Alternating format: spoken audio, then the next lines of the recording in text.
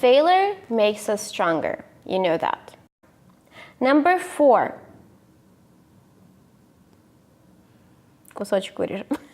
That's what I want to scream like, what? Seriously? That's it? That's all you wanted to say? If you are like most people, I think you find it hard to articulate the value of your own experiences. We typically present our personal experiences in job interviews, in client calls sometimes. When we do different presentations, even in a marriage proposal, I think you have to kind of like underline the value of your experiences somehow. The reason why you struggle, I think, and that's how it was for me, is because you feel like you have to focus on yourself. You maybe even start feeling insecure because you don't know what to say and what not to say. So here's the first hint. Do not focus on yourself. Think about your listener. Think about the message and the sentiment you want to send out to your listener. And that's when things will really start coming together for you. I actually do many job interviews myself, where people come to interviews and talk to me. And definitely I get a little frustrated when I go on with the number 1 question being asked in interviews. So tell me a few words about yourself. And in reply, I get, I'm Bill, I'm 25, and I like to read books. That's it.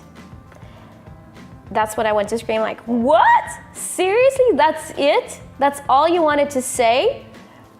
So guys, you have to focus on your listener and you have to understand what your listener wants to hear from you. Failure makes us stronger. You know that, but you don't want to be like Bill. So you should know that preparation is the key. You have to prepare for your first personal pitch. Second, third, it doesn't matter. You still have to prepare. So here is my advice. I think there are 5 steps involved that I'm going to give to you as you prepare for your first personal pitch. Number 1 is study your listener.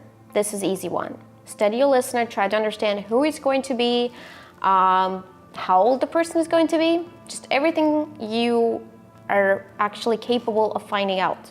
Study this. Number 2, go outside. No interference taken with you. No phone, no, family members, nobody. Just you, yourself, with a notepad outside.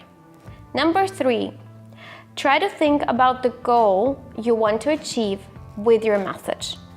Write it down. Number 4, based on your answers to number 1 and number 3, so what you've learned about your listener and the goal you've set for yourself, try to create questions that your listener will have for you when you present the message. Think about the answers. Write everything down.